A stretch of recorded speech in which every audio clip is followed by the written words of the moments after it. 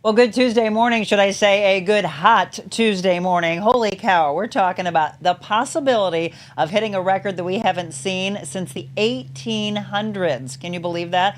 We'll, of course, start off with that in our news you can use because it is extremely dangerous. In fact, this is when we start talking about AC units breaking down in homes, in businesses, in schools, may even have to send kids home from school if that happens. So you might get a text or a phone call saying that. I heard that happen in other states. We'll see if that happens in our area. We'll be talking about that. We've got a pretty good list of news you can use, some quick Cardinals news for you, and then we're going to get into changing lives today. We're going to see the advancement in ovarian cancer research as we sit down with St. Louis Ovarian Cancer Awareness Organization. We'll be talking with a physician as well as a survivor of ovarian cancer. And I would like for you to share your own stories in the comments as you drop in a comment or a question to our guests and our physician as well of where we are today. Look at the past 10, 20, 30 plus years. And we always like to know the advancement in medicine, when it comes to cancer. So we'll be talking about that for you today and helping to change lives, inspire you as we reach out to all that have gone through that. I think we all could sit in a room and say we've been touched in some way, unfortunately, by cancer. So all of that coming up for you today on The Real Monica Adams Show. Let's get right to it. Good morning to all of you. Thanks for tuning in. Let me give you a breakdown of the forecast. Again, now we're talking extremely dangerous heat and humidity. Look at the heat index, first of all, 105 to 110. And the heat index tomorrow, 100 to 105, still in dangerous territory. We do have a storm chance now this evening and into Wednesday. The biggest chance for the thunderstorm is going to be tonight. The actual temperature, 101, is forecast. We are going to be teetering there with an old high 143 years ago. Tomorrow's high, 96, with a 30% chance of storms. And then our low is 77. You're going to feel that as you step out today. We're already in the low 80s in the majority of our area for the low today, which is just crazy. And we've got Cardinals games, as you can see, tonight, tomorrow, and on Thursday. Thursday, a high of 97, but that heat index is still 100 to 103. We don't break that pattern until we get into Friday and into the weekend. A 40% chance of rain and storms does follow on Friday with a high of 92. As we get into Saturday and Sunday, which, by the way, is Labor Day weekend, it actually looks gorgeous. 87 on Saturday, 86 on Sunday, and by the time we get to Labor Day, it will be 83. And let me let you know, we will be here for you on Labor Day doing a show with Dr. Jensen as we talk about sunburns and everybody being out in the sun and that transition from summer to fall. So again, 83 on your holiday. So there is the weather for you. And again, please, again, as we always mention, check on the elderly, check on those with respiratory illnesses, bring those animals in. They do not belong outside, nor do you in the exercising. It has to be done early, or please do it inside. All right, we're going to get to the news until about maybe 7:17, or they might have to push it later into the morning. We are talking about problems on 55. This is a view for you within the last hour of a rollover accident of a semi on 55 northbound at Loughborough, and the backup goes for miles. We checked cameras behind this, and you can see that's what you'd be dealing with if you stay on 55. I would highly recommend that you get off the highway and use any alternate that you can. Again, this is unfortunately in the direction of rush hour traffic. Again, 55 northbound, a rollover semi at Loughborough. You might want to check Waze or wherever you check your maps to see if it's clear by the time you head out, because the original information from MoDOT is that it wasn't going to clear until about 7:15-ish this morning, and I hope that's still on tap. Let's talk about the city of Arnold as we talk about roads. This one's not happening. The city of Arnold has abandoned their plans to have this road built to connect Highway 141 and Richardson Road. This has been controversial. The city and the ARC will complete the purchase of any properties that are currently under contract if the property owner wishes to complete the sale. There will be no further efforts to acquire the property. This was supposed to be the Arnold Parkway, a 2-mile, 2-lane road to connect 141 and Richardson Road. The road would have cost $75 million and would have been funded with revenue from the sale of bonds. But again, It is not happening. It's very interesting. It's been in the news a lot lately. Our next news story has to do with Planned Parenthood and Medicare. So this is an interesting development. They are challenging Missouri law that kicked area clinics off of Medicaid. Missouri Planned Parenthoods filed legal challenges yesterday against a new law that kicked the organizations off the federal Medicaid health insurance program. Planned Parenthood said they are filing complaints with the state's Administrative Hearing Commission, which functions as a court to hear disputes between Missouri government and private organizations. Have you been to Cottleville, Missouri lately? We go there a lot with our Positive Talk Time every other Thursday. We've been doing other events in the area and actually talking to other businesses for more mobile Monicas. Well, you can see the development. The problem is, where are you going to park with all the businesses, the restaurants, etc.? Tonight, there is an informal meeting in Cottleville about their parking issues and the results of a recent study. It'll be 4:30 to 6:30 at the Cottleville City Hall. Come and go as you'd like. Throughout the study, officials have been trying to find the balance between keeping the old town charm and meeting the needs of residents and businesses. Again, parking is the issue. They've got 1,100 parking spots, but those are almost all taken up. Right about now, people are going to the coffee houses, trying to go to breakfast, and then as all the businesses open up for the day, it's very hard to find parking. There's a huge residential complex that's being built right now, so this will be very interesting. If you're interested in that, again, go to that meeting later this evening.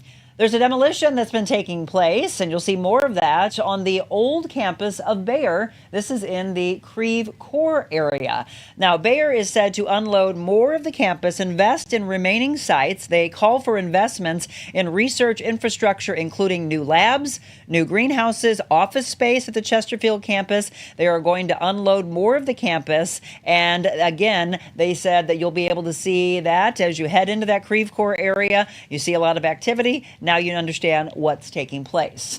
Will this take place? The first debate between Vice President Kamala Harris and former President Donald Trump. Well, this is scheduled for September 10th, or is it? This may or may not happen. After previously agreeing to the face-off, the two sides, depending on where you watch, yesterday I watched several networks, and first it was saying that Harris didn't want to do it. Then it was saying Trump didn't want to do it. Again, I'm not going to give you information that says one does more than the other. The biggest question is right now the network itself. Who is going to do the debate, and will those microphones be muted or not? That's the big story. We'll be following this and let you know if that debate on ABC will in fact happen, and any other networks that may hold debates between the two as well. Well, this has been scrubbed, at least for today. It may take place tomorrow. SpaceX scrubbing the Polaris launch due to a helium leak. This is supposed to be the first citizen walk, so this will be interesting to see if they're able to do this tomorrow. And in sports news, the St. Louis Cardinals, after an incredible run so far, unfortunately losing to the Padres, final score 7-4. Same two teams tonight, and as I mentioned, it is going to be a scorcher. The first pitch is at 6:45. Please make sure you hydrate yourself. This is when it gets really dangerous because people are thinking about having a hot dog and a beer at a game. We better find some shade, and please remember to have a beer if you are, and water following that. You've got to do that. Otherwise, we're talking about heat-related illnesses, heat stroke, and other things like that. I know all of the law enforcement first responders and all of those in the health industry, they watch this as they take care of you, again, at any outside event. All right, you're up to date now in weather, news you can use, and sports. And we're going to get into our topic of the day, ovarian cancer specifically. Where are we in research, awareness, events taking place? We'll talk with a physician. We'll talk with someone from SLOCA, St. Louis Ovarian Cancer Awareness. And we have a patient later in our hour that will tell us her story. That's all coming up in our blue chairs when we return. I'm excited to announce my all-new mattress topper. In the times we're in, I wanted to bring you the best affordable mattress topper ever. So I took my two best technologies and combined them to make the ultimate mattress topper. And now you can get it for as low as $69.98. Queen size only $99.98. It all starts with my famous MyPillow foam that provides you that overall full body support. Second is the individual comfort supports that give you an amazing custom awesome sleep experience. It's like it's made specifically for you. The queen size alone has over 14,000 comfort supports. This is the perfect mattress topper to improve any bed. New bed, old bed, your guest beds. Get them for every bedroom in your house. Go to mypillow.com or call the number on your screen. Use your promo code to get the all-new My Mattress Topper for as low as $69.98. Queen size only $99.98. Don't delay. Order today. Monica's show, it's very informational, but more importantly, inspirational. People such as myself and others can come out and talk about real issues that are taking place in our communities. These are amazing, really, really important topics that don't get discussed enough. It really just promotes people who are making change and doing good in their lives.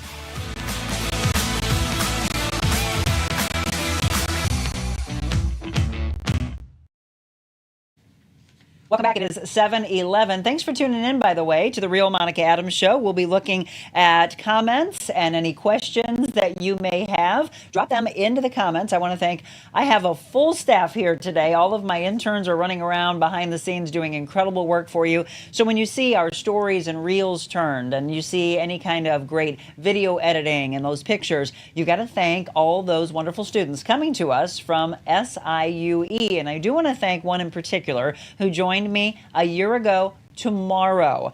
So today we want to say happy anniversary to Zach Kimball. There he is on the left, my wonderful director. He came here not even thinking about doing anything like that. He started saying, Monica, I think I'd like to do maybe some shooting and editing, which is something that, as you can see in these pictures, that was one of our fashion shows we did at the Vaults over in the Brentwood area. These are the early days, and I can't wait to see what he does, because again, shooting, that was a beautiful one, by the way, at Randy's Rescue Ranch, probably one of our favorite shoots that we've done outside of our studio. So Zach has been doing so many wonderful things. That was funny with Hannah, and that was, yes, telling the audience they are old enough to drink. Doing a little Wet Your Whistle Wednesday with them, tasting. We've had a lot of fun, and there was our celebration of our 200th show at Christopher's in Kirkwood. We've come a long way, baby. Zach, I love you. I thank you for being a part of our show, and happy anniversary. We've got some fun things on tap for him. He brought his own donuts in. We had cupcakes for him, and wink, wink, I think there's more on the way. All of that coming for our wonderful Zach. So thank you to Zach. Thank you also to Tia Tricamo, who's in here, and she's the one turning our wonderful social media, our presence there. I think you've all seen a big change in that. She's extremely talented. So is Ashlyn Cross, Kelsey Oglesby, and our newest is Hannah Ledford. They're all here. And then, of course, working behind the scenes at home, we've got Michelle Harmon and Jenny Egan just joined us. I told you there's no slowing down. This show just keeps growing and growing from a year and a half ago to almost 400 shows. We will celebrate our 400th show at Circle 6, the Watering Hole in Defiance, Missouri. We are super excited for that, and we'll tell you a little bit more about that in our coming days. That's a view for you when you pull around 94, and you'll see the Exit Now sign. If you're familiar with that, as you go into the Augusta area from Defiance, it's right where the two quote-unquote biker bars were. Well, they took over the old bike, the place where you used to rent the bikes for the Katy Trail, the Kickstand Bike. That's that green building that Tiffany and Larry Winkler took over. So we would love to see you there from 5:30 to 7 p.m. October 4th. It's the huge celebration of 400 shows. What an incredible accomplishment in such a short time period. So we'd love to see you there. All right, thanks so much again for tuning in. It's 7:15, time for us to kick off our show for today. We've got three guests. We're going to be talking about where we are, advancements in ovarian cancer. For any of you that have gone through that, maybe you're currently fighting, maybe you are a survivor, or you've lost someone to ovarian cancer, do us a favor and drop that in the comments. We would like to honor them. You know, that's the big thing, is that we look at the journey that people have gone through. We're going to talk with a physician, we'll talk with a couple of survivors, and then we'll talk with a person who's with the organization putting on a lot of incredible events around our area. So let's start first with Susan Robin. Susan is with St. Louis Ovarian Cancer Awareness, or SLOCA. And then we have our physician first, who will stay in with us. This is Dr. Premal Thacker. And then coming in our second half hour will be Joan Gummels. First of all, ladies, thanks for coming in. Thank you for having Thanks us. for having us. We greatly appreciate it. I want to start with you. I didn't know you are a survivor, Yes, Susan. I am. I'm the executive director of SLOCA, as we call it, St. Louis Ovarian Cancer Awareness.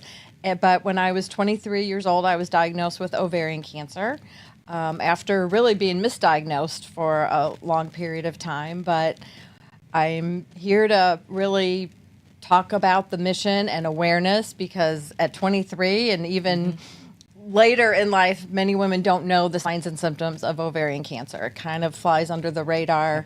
I think it's good to know. Knowledge is power. Know these signs and symptoms, be able to share them with physicians.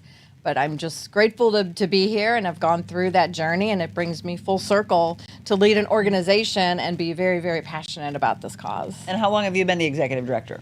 10 years. 10 years. Almost Well, 10 years, first of yeah. all, phenomenal that you are here with us. And the symptoms, the signs is one of the biggest things we want to start with, Dr. Thacker, because I have a friend that's suffered through this. She's also a survivor, but it is being able to, we always say, being able to get to these things early and not having them advance. So on the screen, you're seeing to watch for the signs and the symptoms of ovarian cancer. Dr. Thacker, you want to go through those for us? Sure. So, I mean, the signs are very vague, and, you know, it usually happens to most women not in their 20s. So it happens typically in their 40s, 50s, and 60s. So I think a lot of women equate it with like menopausal symptoms, because they're like, oh, I'm a little more bloated. I have a change in my bowel habits or urination. So they're not really thinking ovarian cancer. They're thinking, oh, it's my bladder, or oh, it's my GI tract. And then, you know, trying to be astute and listening to your body and advocating for yourself, because sometimes people end up going to their family practice physicians or internal medicine, and they focus on one part, which is usually not the gynecologic part. So I think it's very important for patients to really seek attention, also go to their OBGYN, because a lot of women sort of drop off in seeing their OBGYN and getting pelvic exams, and also talking, you know, about those more personal symptoms, because a lot of people are also embarrassed to talk about these areas with their primary care physician. So we're trying to, you know, empower women, as Susan said so eloquently, to have knowledge, advocate for yourself, because that's the best way to get diagnosed quicker. And hopefully it's not ovarian cancer, but you'll at least get the attention you need. Peace of mind. You just said something that we say on the show regularly, which is advocate for yourself. It is so imperative. But that is so powerful for you to be showing those 4 different areas of symptoms, because you just said it. Many women would probably just dismiss it for a lot of things. They would just say, oh, is this my cycle? Am I just feeling bloated? Is it the signs of the beginning of menopause? I'll just dismiss it. And unfortunately, in your practice, how often have you seen people dismiss it for far too long? Well, way far too long, because unfortunately what we usually do is we find that people say, oh, I've had this for months, and you're just like, why didn't you come sooner? And then they're found at a more advanced stage of cancer. So it's really disheartening, but it's also hard, because you understand, and I feel like women always think of their whole families or their friends and everyone else before focusing on themselves. So it's trying to tell people, focus on yourself so you can also be a better, you know, spouse, mother, parent, everything else to your friends too. Because I tell women all the time, be selfish. But you just said it, though. There are so many women that feel like, okay, I have to take care of my family. I've got to take care of the kids. I've got my friends, and I don't have me until the very end. But we always use the example of being on a plane. And what do they tell you to do? To put your own mask on first before you can take care of everybody else. So put your mask on. Yes. And be selfish. And it's not really a selfish feeling, but it's the point of taking care of you. You can't take care of everybody else if you don't take care of yourself. Susan, can you tell us when you were so young, 23, what were your beginning symptoms? I had every symptom that was just shown, every single one. And at that age, I was young, I was single, I was working, going to school. And healthy. I exercised, so I thought I need to do more sit-ups. I mean, I was so bloated, so I did sit-ups. I was running 5 miles a day. You know, I thought changing nutrition probably. Yeah, and then it just was so chronic. Yeah. You know, it did not go away. It wasn't intermittent. It wasn't a certain time of the month, and you know, it had gotten to a point where it was really a mass and very, very painful. That I was really going to say uncomfortable and finally painful. led to an ultrasound that, you know, led to the diagnosis and surgery, et cetera. So it took a while. Absolutely. So don't dismiss these symptoms that you are seeing here. You just saw on the screen the executive director of SLOCA, Susan Robin, again, and then our physician, Dr. Premal Thacker. We're going to have Dr. Thacker in with another survivor. We'll hear about Joan's story. Joan Gummels, she'll be joining us as well. I'm going to go back to 30 years ago when I first started in this business, and I started sitting down with different physicians. We did a regular health show, and it was at that point talking about different levels of cancer. And you would look at the percentages of risk factors. You would look at the men and women and which were worse for them, which ones had great advancements.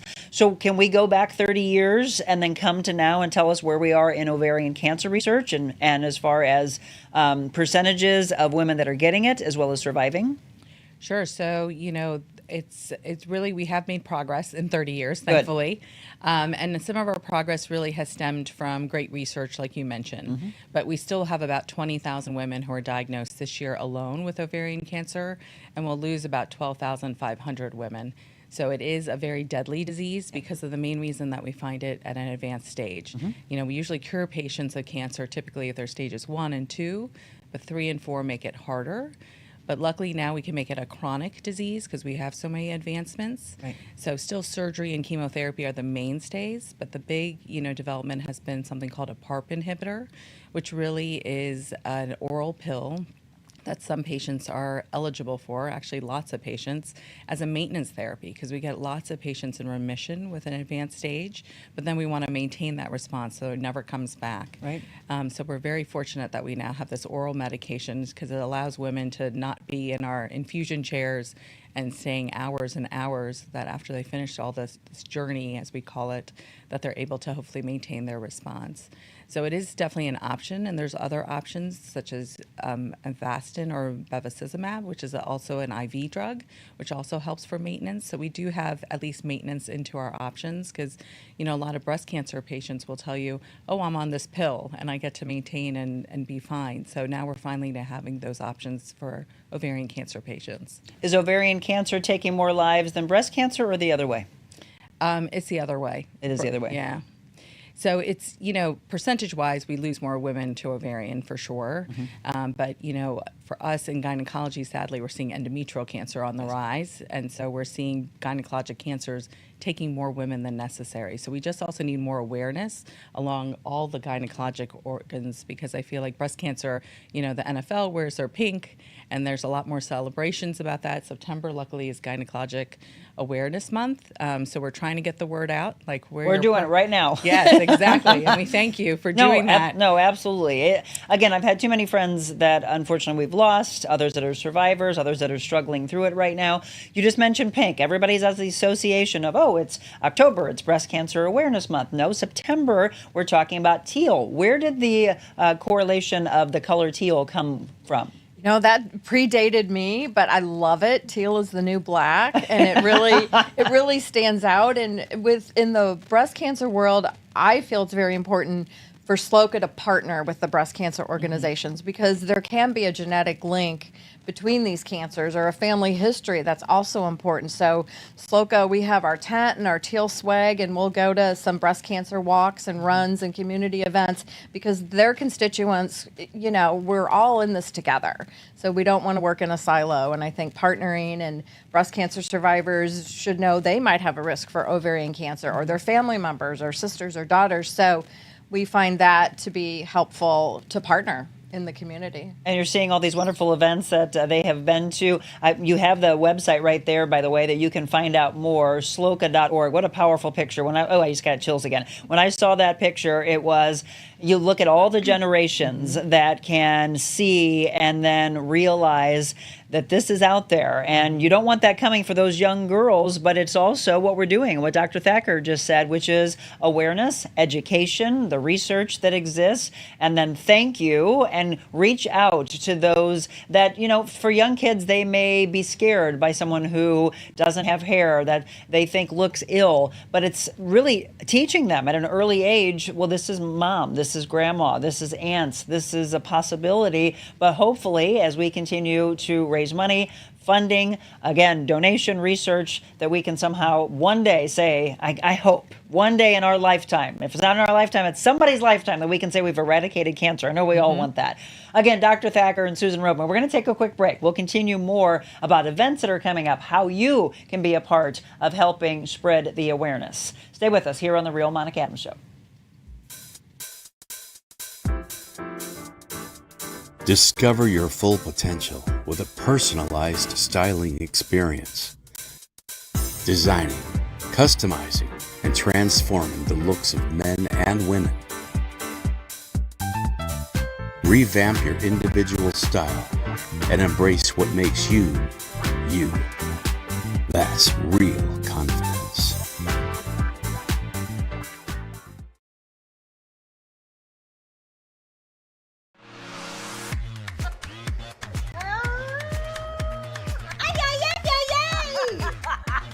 Everyone knows about Jody's balls, and why is that?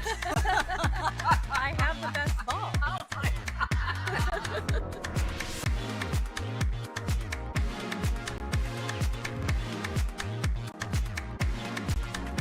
Oh, wait.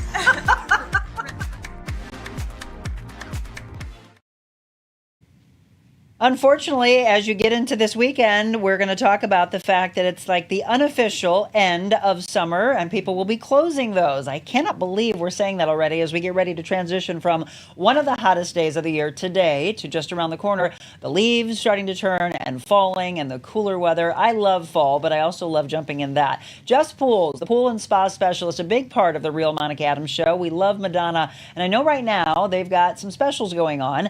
50% off of all, it's kind of the end of summer, end of season sale.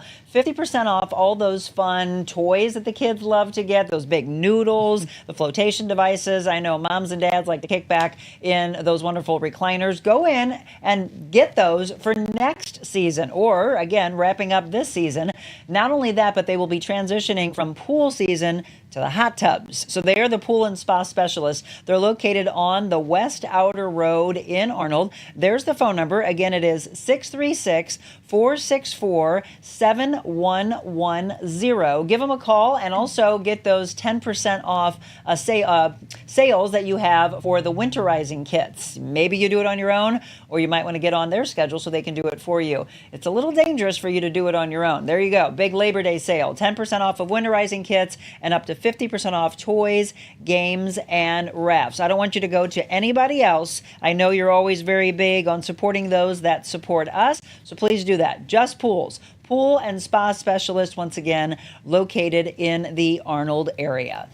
All right, welcome back. It is 7:27, and we've been talking about ovarian cancer awareness. Again, if you want to go to the website, you can find out all the events that are coming up. It's sloca.org, SLOCA. We're visiting with the executive director, Susan Robin, wearing her teal and saying, fight like a girl. Dr. Premal Thacker in with us as well, giving us the latest information on where we are in research. Let's talk about events. So the month of September, a lot is going to go on, and we want to get our audience out there to it. Right. In recognition of National Ovarian Cancer Awareness Month, we try to really raise the profile and do a little more in PR and awareness in this month. So we kind of kick it off on September 6th. We have a night at the Cardinals game.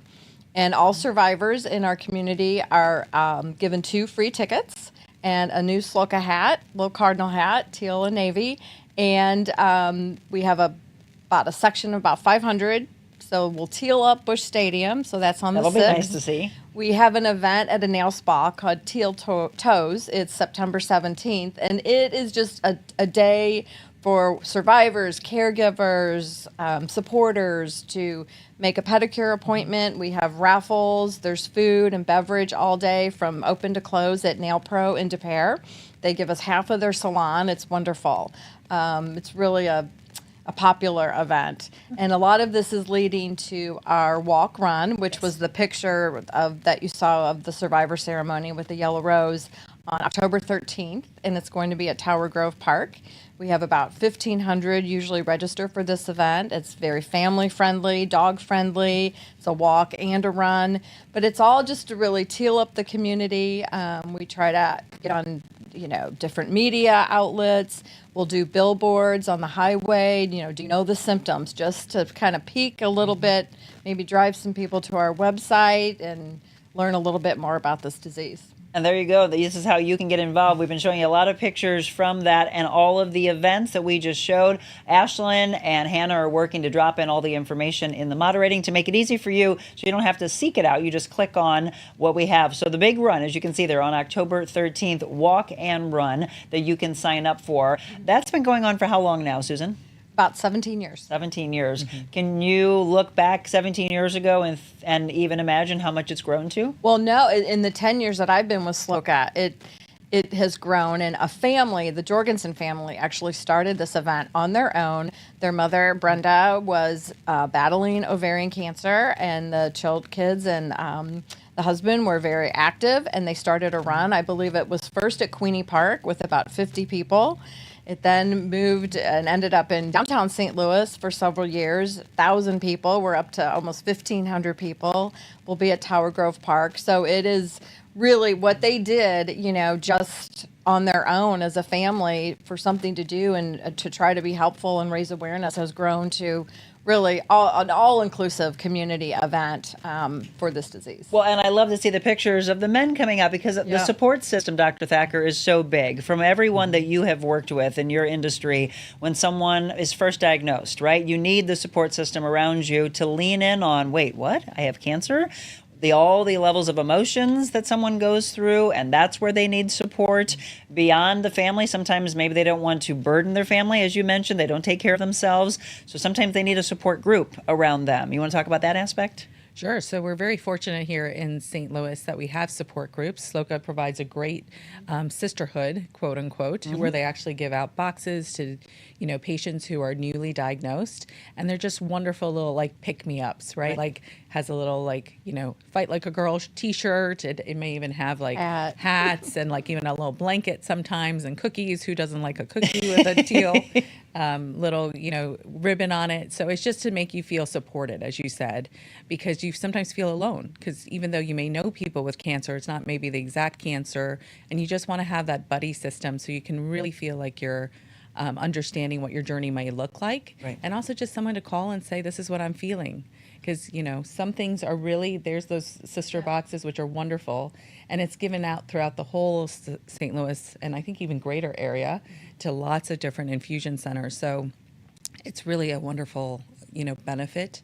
And then I think really the fact that you can just partner up, because we can partner people in our own practices, but just having people of the same age who looks like you, who feel that they know they got you, quote unquote, because there's certain things you tell your doctor, there's certain things you tell your best friend, and there's something that you tell someone who's gone through this journey together, because you're like, I get it, because people look at you when you said about hair loss, and they'll be like, I understand how that feels, because it's very disheartening to watch your hair fall out slowly and gradually, while others might be like, just shave it off, it's okay, but everyone reacts differently. So it's great that there's an organization that can help us partner people together. Well, and for women, right? Not to discredit anything with regards to men, but society accepts a man losing their hair and wearing bald, right? Women, this is us, right? We go to the salon on a regular basis, maybe every 3-4 weeks, every maybe 5-6 weeks. It's a thing for us, putting makeup on, getting all put together. And when you realize all the things that are going to start happening to you, every woman I've ever interviewed in my career has always been like, Monica, this was one of the hardest things for me to start with. And that's where you cannot be alone. I mentioned men earlier, seeing all those pictures of the guys there at the walk, the run, at any of the events. I know women do not want to burden their husbands, their partners, whoever they're with, their sons, their children, and you go through levels of depression and fear and anxiety, so many levels of what they're having to go through while they're physically having to fight what they're getting ready to fight. Absolutely. So, one of the benefits that we have at Sightmans, we also have great psychological counselors, because we do realize how hard it is. Because, there's good days and bad days for all of us. But then in a cancer journey, it's just even more heightened, right? Like, as you mentioned. And there's sometimes guilt. There's the anger, like you mentioned, and just the loss. The fear, the loss of just being who you were just literally a day ago. So we are fortunate that we have lots of a team approach to help us with that. But it really does take a whole, societal help, right? Like it's all your friends, and that's why it's great about Sloka, because they have this organization that swoops in, because some, we're talking as if a lot of people have support, some people don't. And so really they act as that support, which I think is a very big aspect that we sort of don't emphasize. And more importantly, they also are trying to teach our medical students and trying to get awareness on so many different levels besides educating patients. So there's so many parts that Sloka plays such a key role with us in partnering, because we're a smaller specialty, so we need ways to augment ourselves. So we thank you for your show that brings us more notoriety, so we can really let people know that you're not alone, and we have lots of resources to help you. Oh my gosh, absolutely. And we're looking at all these pictures of so many levels. I mean, there you go, Dr. Thacker, you mentioned the sisterhood. Susan, looking at those pictures, what does this mean to you about, we talked about the events you have, but there's a lot of things that go on, because you mentioned 3 events, but we've got 365 days in a year. We have from someone first being diagnosed, how long is that fight going to be? It is all of these things having to happen on a regular basis. As you mentioned, early medical students, you saw earlier in the classroom, teaching, students understanding, because there's so many levels, survivors teaching students, the walk that the survivors have been through, and awareness aspect. You want to talk a little bit more about that? Yeah, so Survivor Teaching Students is a national program, and we've adopted it here locally. And so we have survivors who've been trained, and they will tell their story to medical students, usually in their gynecologic rotation during residency, perhaps, at different institutions and nursing schools. We're fortunate to have a lot of those here in St. Louis. And it really takes what they've learned in the textbook into the real world. And the women are telling them a little bit about their symptoms or lack of symptoms, and a little bit about their journey and how they were diagnosed and when, and what changes they felt. But it really just brings it into the real world from the textbook, and it's very powerful. And they really engage. They ask a lot of questions, and even if they go into primary care or different specialty, this is on their radar, and that's really the goal. Is just let's always remember that this is always out there potentially. And again, you may have just tuned in, because I know a lot of you are just like television. All those years, we knew that people were tuning in every second. So do me a favor, if you're watching from now, continue to watch to the end of the show, then go back. I saw a lot of people mentioning replay yesterday, and I'm so happy for that, because there's a lot of things that you miss. Very important information that you need to know. And probably the biggest thing that we're saying here today is awareness of those symptoms once again, and to not dismiss them. We don't want stages 1, 2 to get by and you're already in stage 3, 4. The earlier that we can get to this, the earlier that Dr. Thacker and all those that she works with can get to this. And there's another slide for you. Again, cancer found in 1 or both ovaries. That's stage 1, and it continues to progress. Stage 2, look at that. Stage 3. By stage 4, the cancer has spread beyond the abdomen, such as to the lungs or the spleen. And you look at all those slides, you obviously want to get to someone, Dr. Thacker, in stage 1. Absolutely. I would, or never well, obviously, we'd like another to happen. But exactly. Yes, but absolutely. So I think awareness, like we keep mentioning, getting regular visits, because I think a lot of women don't get regular checkups. Why do you think? I think partly because of the fact, like we mentioned, they either see their primary or they, and then they're like, I don't need to see my gynecologist. I got my cholesterol checked, my heart disease. But people need to realize that their sort of reproductive organs sort of age with them, and they need to get checked up. And I think one of the problems is also we don't do regular pap smears, and a lot of people feel like gynecology is just about a pap smear, because now we're advanced that we don't need to do a pap smear every year. So a lot of women are like, oh, I don't need to go see my gynecologist if I'm not getting a pap smear for cervical cancer screening. So we need to educate women that no matter what age you are, you still should see your gynecologist, so that you really can get those checkups, because they're going to be very attuned to those symptoms.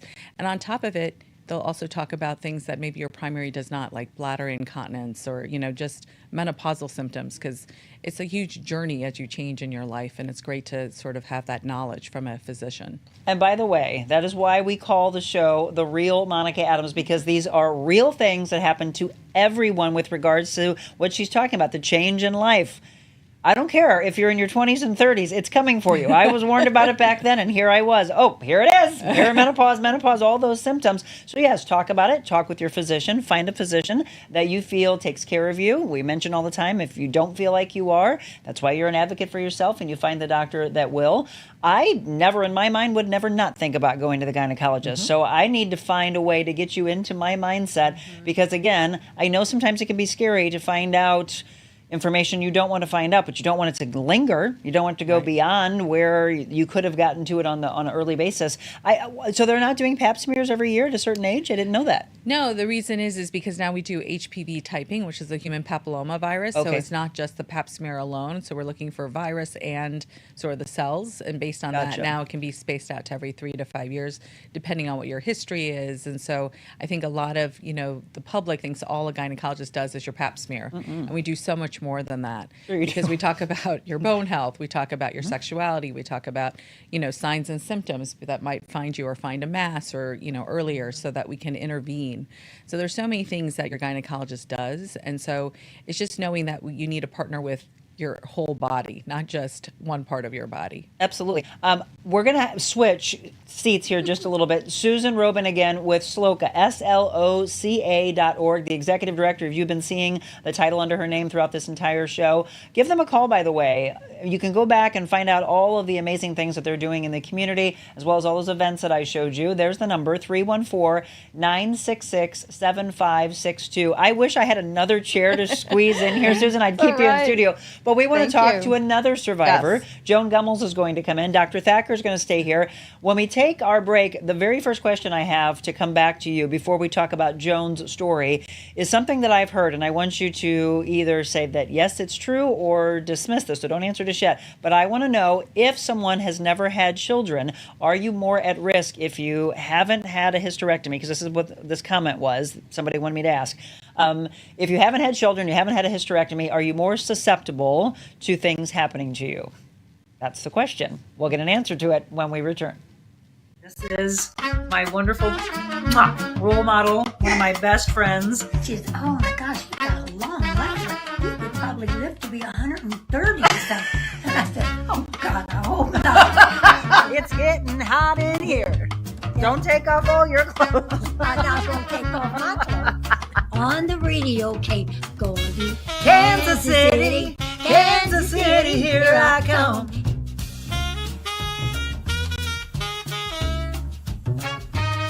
We're going to spank, we're going to speak.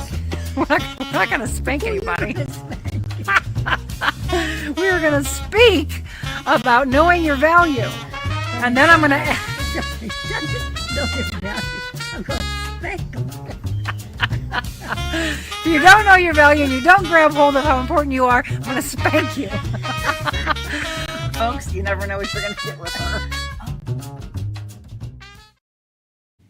And welcome back. It is 7:42. Thank you so much for tuning in. Haven't had a chance to look down at any questions or comments that you may have. Listening to an awesome book, Good Energy, Kathy says, by Casey Means, MD, explains the root causes of many of these diseases. Interesting. Kathy, thank you so much for posting that in. She said she spoke in front of WashU med students in rheumatology regarding different aspects of this. Very interactive. Thank you for letting us know. Linda said, I love my gynecologist, have followed her to different offices over the 30 plus years. She's like a dear friend. I can talk to you about anything, and we do. Again, discussions. That is definitely needed. If you're just tuning in and you have any questions or comments, please let us know. If you are also, by the way, a survivor or you know someone that has lost their life to ovarian cancer, let's honor them. Go ahead and drop in their names and let's honor them. We're going to talk about a story of one of the survivors that we mentioned. I love the fact that Susan told hers a little bit, but Joan Gummels, let's welcome her to our discussion. Joan, first of all, thanks for coming in. Thank you for having us here. We appreciate it. I appreciate it. So, Dr. Premal Thacker again has been with us, and I mentioned going into the break that I was going to come back with a question that someone had and a comment that's been made in the past of, if a woman is, maybe in her upper 40s, 50s, going into 60s, and she's never had children, is she more at risk for different cancers in her reproductive organs? Not necessarily. It's a hard thing to say because there is definitely a thought there might be a little bit of an elevated risk of ovarian cancer, but it's not something that would be above the regular risk, which we think is about 1 in 70 in the general population. So very different than breast cancer incidence.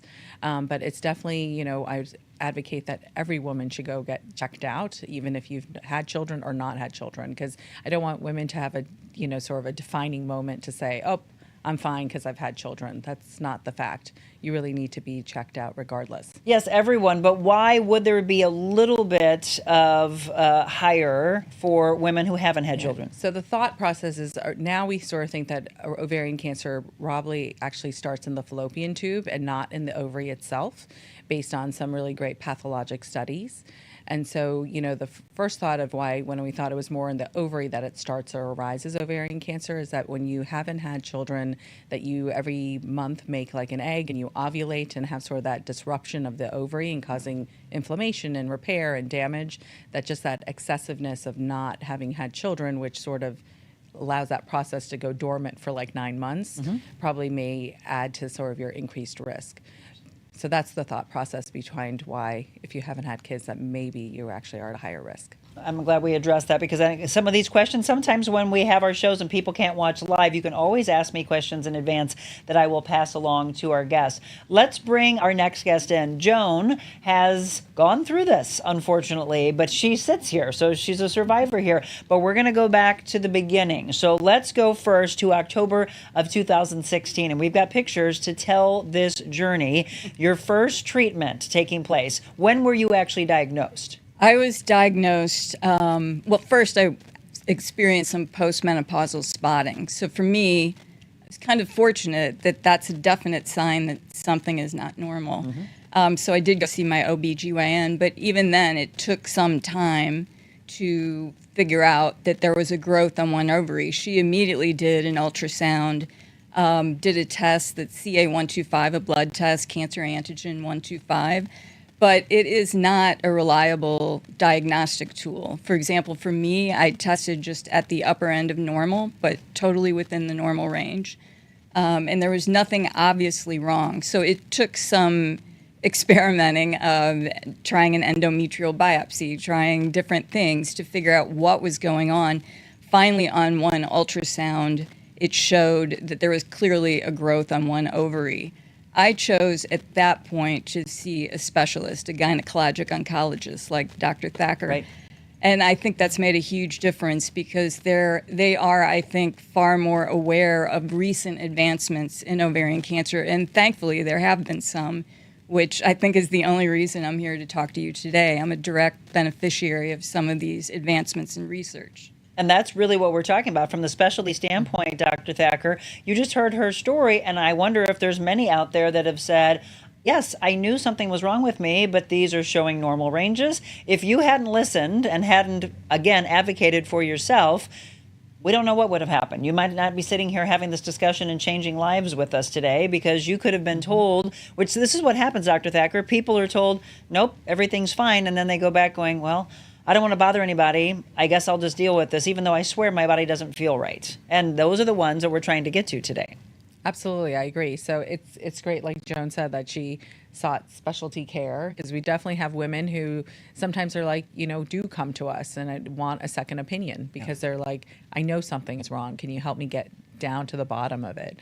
And, as a cancer physician, we really are, I would say, the best detectives, because the fact is we just want to make sure we've not left any stone uncovered. So until we figure out what's going on, right. Because these symptoms are vague. So they do, take some working up or additionally than just sort of just checking a blood test. There's no diagnostic for ovarian cancer, so it's very sneaky and tricky, because we actually get referrals from our gastroenterologists, because all of a sudden they're doing their colonoscopy and they can't get past a certain part in the pelvis, because they're like, there must be something there, and that prompts them to get a CAT scan or an ultrasound. So we get patients in various ways. So I do say, like we keep saying the word advocate for yourself. Don't give up and say, oh, they must be, correct. And if you still feel symptoms, you need to make sure that you're pursuing the answers. Absolutely. And as we mentioned, Joan has had quite the journey. So 2016, let's take a look, Zach, at some of these pictures. This was after her first treatment,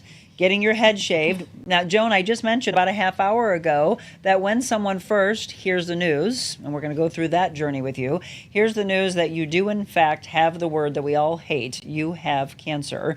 First, what goes through your mind? Secondly, in that picture, what goes through your mind of saying, I have to do this. I'm going to have to lose my hair. Because we mentioned, for women especially, how difficult that is. So I went, when I saw the specialist and we did some additional testing, it was clear I was going to have at least that ovary removed and probably more, and I just chose to have a complete hysterectomy. They did the biopsy at the time of the surgery. So when I came out of anesthesia, I learned that I had ovarian cancer. And it's, in my case, there are different types of ovarian cancer. I have high-grade serous, and it was classified as stage 2 at that point because it was the ovary and the fallopian tube, as you mentioned. So where it started, who knows, either one. But because of the high likelihood of a recurrence, I went through the course of chemotherapy, 6 treatments, 3 weeks apart. I had asked, how soon will I lose my hair? Because I was on sort of the typical type of chemotherapy where you're going to lose your hair. And they said it would happen pretty quickly, usually after the second treatment. And so I chose after the first treatment, and this is just a way I chose to take control of a situation in which you feel like you don't have much control. Sure. I didn't want to just watch it fall out. So I chose to just go and get my head shaved, and my lovely niece took the photos while that was being done. Well, you have quite a beautiful smile on your face, Joan. You're taking it like a champ. Yeah, that's when I thought, okay, this is my assignment. Everyone's going to get sick sometimes. This is mine. I'll do the chemo, check the box, move on with life. Wow. As you go through the treatments, there's a cumulative effect. By the 5th treatment, I felt terrible. That was that second picture we just showed you, by the way, where she was in the red. That is what I hope will be the worst picture of me ever taken. Yeah. Tell me what you're feeling there, Joan. Yeah, I just felt low. And I was pretty lucky. I went into it 57 years of perfect health when I was diagnosed.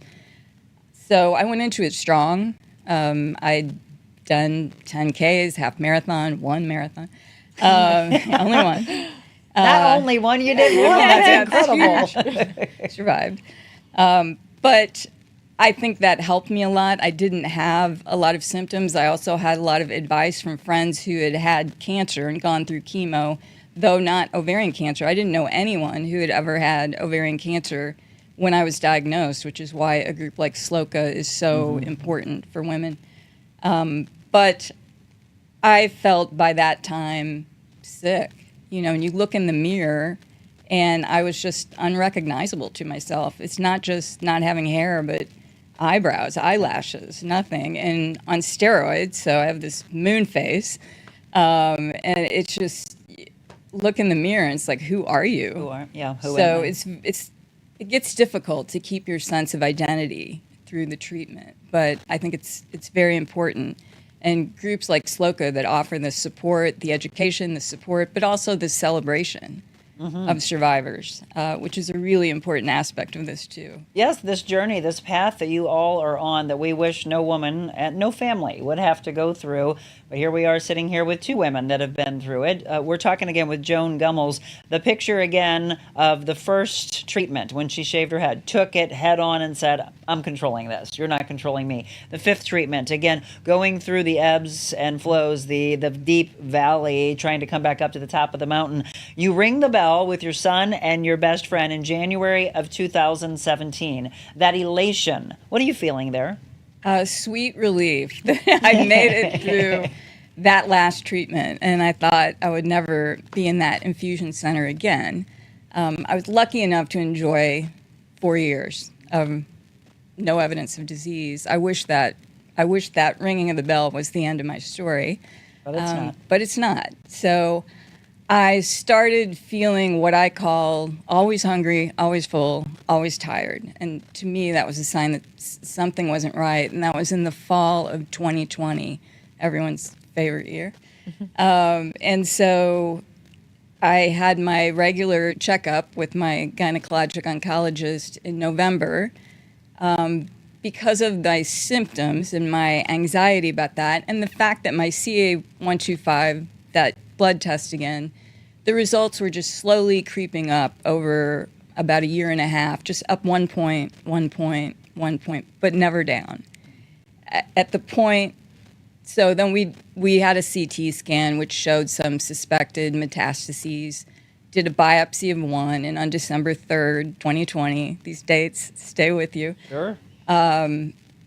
I was diagnosed as, it was confirmed that it was a recurrence of ovarian cancer. And it was at what stage at that point? Well, it's multifocal, so Okay. We call it stage 4, but I don't really call it any stage. I just live with cancer. And you end up, your recurrence is May of 2021 in this picture, and this is powerful, folks. She said, I was wondering if I'll live to see my granddaughter start kindergarten. Right. So I was diagnosed 2 months after my only grandchild was born. And I just remember after that, and this May, it was my daughter's first Mother's Day that we'd gotten together for to take some photos. But I remember holding that baby and just thinking, will I get to see you start kindergarten? I mean, will you even remember me?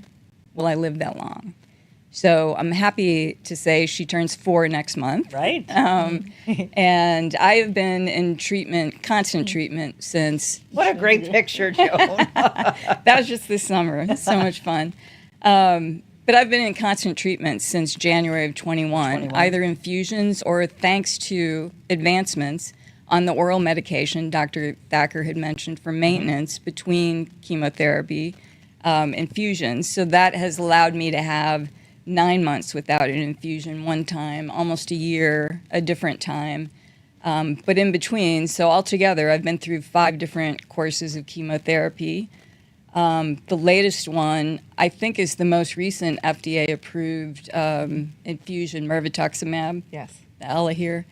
And that requires some testing to see I get confused. What's genetic testing? What's biomarkers? So it's a biomarker test. So it's a anti-folate receptor alpha inhibitor. So I call it it's almost like a smart bomb because it has an antibody drug conjugate, which is a fancy way of saying if you have this protein on your cancer, it's fused with chemotherapy, and so it hopefully attacks just the cancer cells.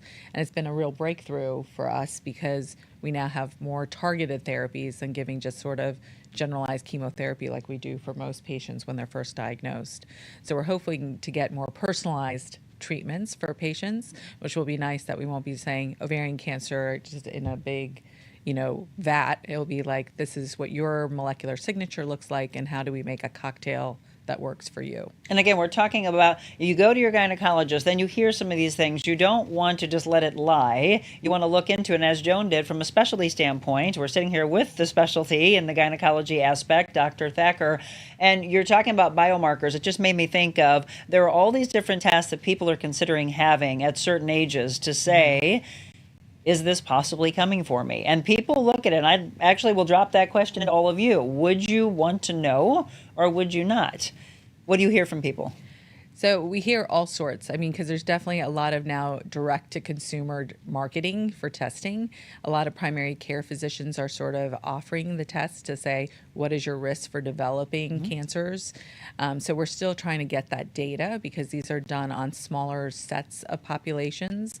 So we don't know if it's as applicable, like if you're African American or a different ethnicity, because they're still trying to piece together. But I think there will come a time where we'll be able to say, not only for cancer, but Alzheimer's and other diseases too, which are coming about. And, I see more the cancer aspect, but I think, it's going to be a real question for patients because some will be more proactive based on that. Right. And others might be too scared and even feel more, shelled up or defiant because they're just too scared to even think about it or approach it. So I see it both ways because all of us have different personalities of how we attack something. So I think there's a lot to learn from there because there's a huge psychological impact because you might be like, it's coming, and I don't know when. Right, the tick, tick, tick. Yeah. Looking at the calendar, flipping the year. So these biomarkers and what we're seeing, is it definitive if it comes up and you're saying yes? Is it possible that it couldn't? And I guess the question would be if somebody is in your family, let's say I'm a daughter of Jones and I think, well, my mom had it. I think I should probably have these tests because cancer runs rampant on both sides of my family, my mom and dad's side, from so many different levels. And it makes me think, because of all these advancements, maybe I should be looking into this. So what we right now currently advocate is for patients who actually have the cancer to get the genetic testing. Yeah. And the reason is because there's also false positives or variants of uncertain significance, which means, these tests are very sophisticated, but if there's a slight abnormality, it will detect it and call it a variant because they don't know if it's clinical. So every ovarian cancer patient should get genetic testing because we don't want to miss any patient whose family is at a higher risk. And if they have breast cancer, elevated risks like BRCA or even Lynch syndrome, which people don't talk about as much, but both of them can have an elevated risk of ovarian cancer, we want to know that so we can do prevention and we can offer risk-reducing surgeries. And so I do think it's powerful and to talk with your physician about getting testing. But, we do have lots of daughters who are like, my mother had, the disease and she's passed. And so then we offer testing, but if not, if we already know the result, then we can also reassure a daughter that you're not at an elevated risk. Because as we all age, sadly, there's more incidence of cancer too. So not all of it is because of our genes. That you like to blame your parents for lots of things, but not all the time. Don't always is it a blame for this gene. one. Right. So if somebody's wanting this testing done, they check with their primary, or the women are checking with their gynecologist? So a lot of gynecologists are offering it. Okay. Some primaries are definitely offering it, and Is definitely it oncologists. out of pocket or is it covered by insurance? So if you have the appropriate family history, it's definitely covered by insurance. Great.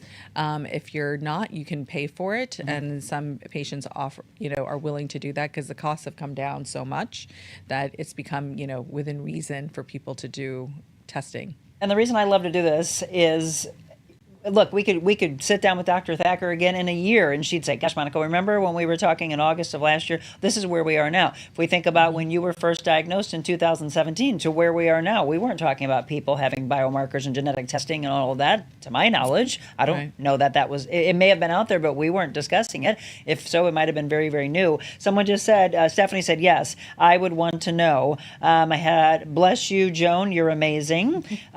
Stephanie said, I had a scare last December. I was diagnosed with endometrial hyperplasia. Is that right? With atapia? Atapia. Thank goodness for my OBGYN and my gynecologist. I had a total hysterectomy in June. The robotic surgery was amazing. I'm blessed. My biopsy came back. I have no cancer. I never had children. Thank you for, again, everybody being so raw and real. Misty said, I caught my cells on a routine visit at 19. They were able to take care of it. It was taken care of in time. Been clear for 25 years. Thank you again. It's an entire community that opens up and is raw, and that just continues to help. Ashlyn, thank you again for popping in all the different moderations. She just put in the Instagram STL ovarian page. Sloka, again, does so many different things. Before we wrap up, a few more pictures we want to show you. We showed you what Joan has been through, her journey. This is her speaking with the survivors teaching students with Sloka, which we were just talking about that. Look at the way you are empowering people. Joan, what does that mean to you? I love this program, Survivors Teaching Students, not only because I get to meet other survivors. There's usually 3 of us who speak to each class, but also I feel like it's something that can be done to promote prevention so that there are no more Jones, people having to live with an incurable disease. And it is, at this point, I think, considered incurable. It's inoperable because it's multifocal, so many different places, but it is so far treatable, and that's kind of miraculous at this point. Absolutely. So, and I actually feel perfectly fine. That's one thing I really want people to know. So when I'm speaking to these groups, I'm thinking about women down the line. Or as we say, anyone born with ovaries, it's... can get it. And even after, a hysterectomy, there might be microscopic cells that remain. So you have to continue to see your doctor. It's just, so Survivors Teaching Students has just been a great experience for me. And again, we said this earlier, but I know a lot of you may be tuning in here and there. Do not stop going to your doctor. I'm going to say it again. Do not stop going to your doctor. Don't just think I'm okay, I don't need to go. Nope, advocate for yourself. I can't say that enough. The last picture we're going to show you is October of last year. This is with the Sloka event that we've been talking about. This is with your son and a friend. You were back in treatment here. Yes, I was back in treatment and infusions, and I had just started a new treatment that really depleted my energy levels. So I, like walking around the block with my dog was a major achievement. I knew there was no way I, couldn't even do the 1 mile fun run. But I had friends who showed up and my son, and they did it. It was great to just be there and celebrate with everyone. This year I am doing it. I just did a 5K 2 weeks ago, so I'm going to do it again in October with Sloka. Awesome. And again, there it is, October 13th, Families Run for Ovarian Cancer, the 5K and the 1 mile run walk. We want you to go out there, just continue to flood Tower Grove Park. It has grown and grown. I'd love for it to push out of Tower Grove Park and have to get to a bigger area. It's really all of you coming together, wearing the teal, fight like a girl. I love that. You see the colors all over, and you have that association and the awareness of, oh, this is the journey and this is the fight of ovarian cancer. Just like we look at pink and breast cancer, I'm hoping more and more of you know about what the teal represents. Thank you for telling your story. Dr. Thacker, thank you for what you and all of your colleagues do and just the continued advancements. It's powerful and uplifting to see where we have come, but we got a long way to go. We sure do. But clinical trials and new discoveries are being made every day. So we hope that we'll end the sort of issue that we have ongoing ovarian cancer one day. Absolutely. We want to eradicate. We said, I want to eradicate that. Well, I have, the way we wrap up our show is always 100 days to freedom. And the fact that you are still on this journey and all of those that you see and everybody that's been listening, that's been sharing your own story, do you feel that you need freedom from fear and anxiety, from depression, anger, fear and anxiety, depression, anger, what is the other one? Let me think. Oh, shame.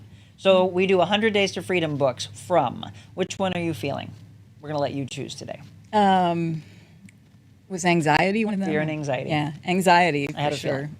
That's a big one for so many aspects of life and the mental health aspect that goes into all this as well. I want to thank our guest today. That's how we're going to wrap up. I'm going to read from 100 Days to Freedom from Fear and Anxiety when we return. We want to thank Susan, who came in with us earlier, Susan Roba, the Executive Director of Sloka, Joan Gummels, again, telling her story as a survivor. And then Dr. Thacker, thank you so much for everything that you brought to us with regards to where we are at this point in medicine. I appreciate you all coming in. Stay with us. We'll bring you some freedom from fear and anxiety when we return.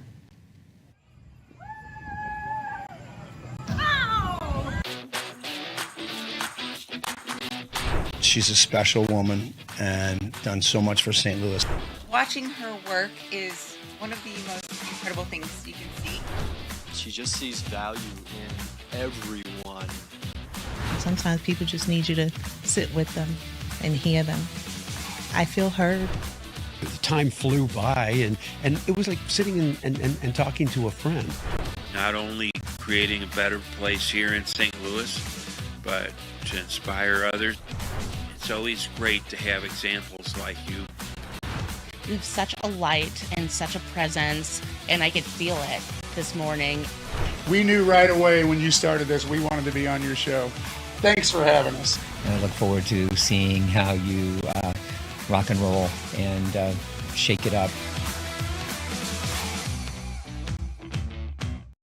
It's so fun to see all those pictures of all the people that we've had in our chairs and the incredible stories that have been told over the last year and a half. It was also fun to see that picture of Adelaide when we first got her from the APA. I just got a text from Jessica Cook. We'll talk about dogs. You know, yesterday was National Dog Day. Hope you celebrated yours. I just got a text from Jessica that said, we want to remind everyone to get their tickets to the big event coming up in October, the gala that I am a part of with Yuppie Puppies Forever Rescue. We're going to do a little MC and auctioneering and raise big money so they can continue to take care of those animals. If you haven't purchased your tickets yet, please do so for the event, the big gala that's coming up from Yuppie Puppies. So just wanted to put that out there. I know a lot of you have purchased your tickets already, but if you have not, join us for that because we have to help those babies.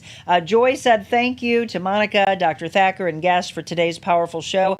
Marilyn said great panel of ladies. Thank you all. Stephanie said thank you for a powerful show. Luann, thank you for the show today. Very enlightening. My mom had ovarian cancer, Luann says. I have a sister with cancer taking treatments now. Thank you again for sharing your stories. And again, Joan picked 100 Days to Freedom from Fear and Anxiety from Stephen Arterburn. Our devotional today says, God loves you. This is day 41. How precious are your thoughts about me, O God? They cannot be numbered. I can't even count them. They outnumber the grains of sand. And when I wake up, you are still with me. This is Psalm 139, 17 and 18. Do you ever wonder how God thinks about you? Our understanding of what God thinks about us is shaped by many different messages that we pick up throughout our lives.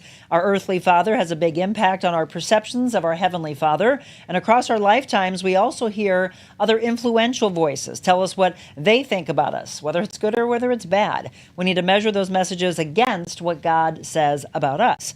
When we feel insecure about who we are, fear is a common outcome. Our anxiety builds as we doubt our value or our worth in our work, our relationships, the world we live in. Fear causes us to feel alone, on our own, to handle whatever may be challenging us in our lives. And today, it's about fighting cancer. Even followers of Christ may lose sight of the strength of their own faith and wonder, where is God? In the scariest situations, we may not realize He never left. He's with us in the midst of it all.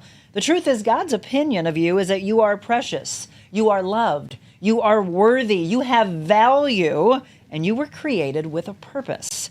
Spend time in God's Word to discover what He says about you and begin to know without a doubt.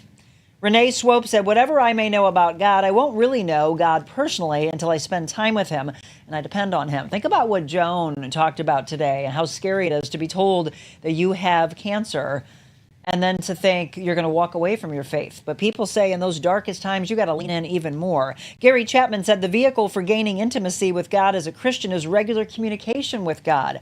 We are to listen to God as He speaks to us through His Word, and we are to respond to God with our honest thoughts, our feelings, and our decisions. You know, love will never condemn you for being lost, but love will not let you stay there alone, even though it will never force you to come out of your hiding places. Don't ever think you're alone in life. Find your community. Lift each other up. Be there for someone in their darkest times, because that dark time might be right around the corner, unfortunately, for you. So today's prayer for each and every one of you that are watching me live and will watch this later. Thank you, God, for loving me and for your loving kindness towards me. Help me to see myself through the way you do and fulfill the purpose you have for my life. Amen. To all of our guests, Susan Robin, Joan Gummels, Dr. Premal Thacker, thank you so very much. And thank you for your stories of hope and inspiration. You all do have purpose and to know your value. I thank you from the bottom of my heart. I ask you to be careful and take care of yourself today in this oppressive heat. Again, teetering right there with a number we haven't seen in 143 years. Could we hit 101, 102 today? The heat index crazy high. Storms coming tonight, possibly again tomorrow. And this heat stretch continuing until we break into the weekend, Labor Day weekend at that. Be careful, take care of yourself, take care of everyone else, and be kind. God bless you all.